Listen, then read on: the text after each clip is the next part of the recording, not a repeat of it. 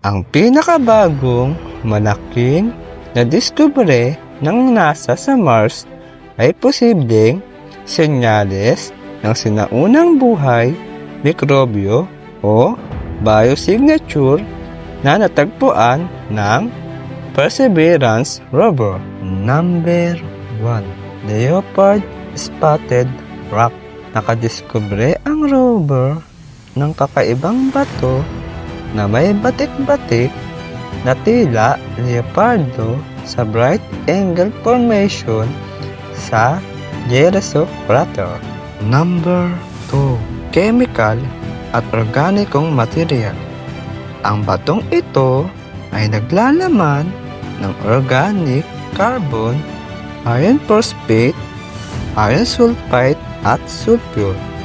Ang kombinasyong ito ay kahawig ng mga mineral sa Earth na karaniwang byproduct ng microbial metabolism o pagkain ng mga mikrobyo.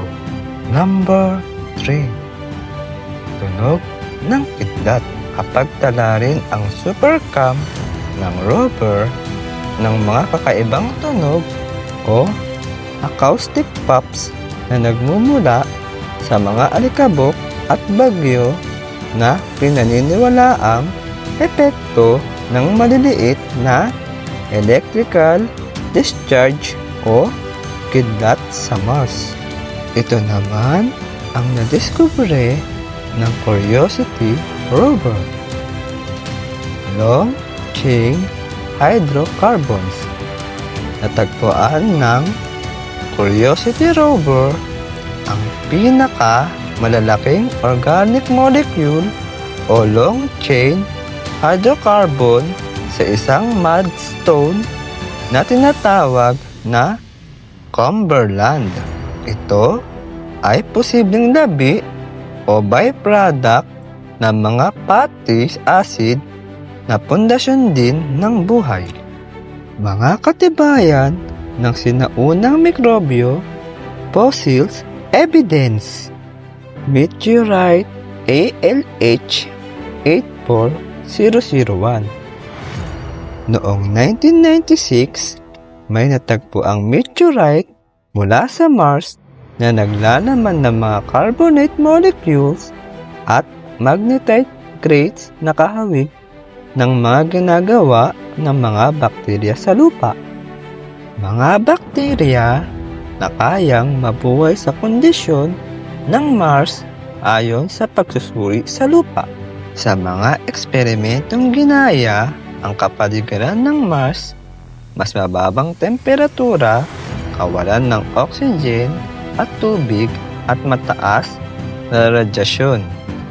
Natuklasan ng ilang bakterya ay may ilang potensyal na mabuhay at magtago sa ilalim ng lupa. Deinococcus radiodurans, isang matigas na bakterya na kilala sa matinding panlaban sa radyasyon at kayang mabuhay ng milyong-milyong taon kung nakabaon sa ilalim ng lupa ng Mars.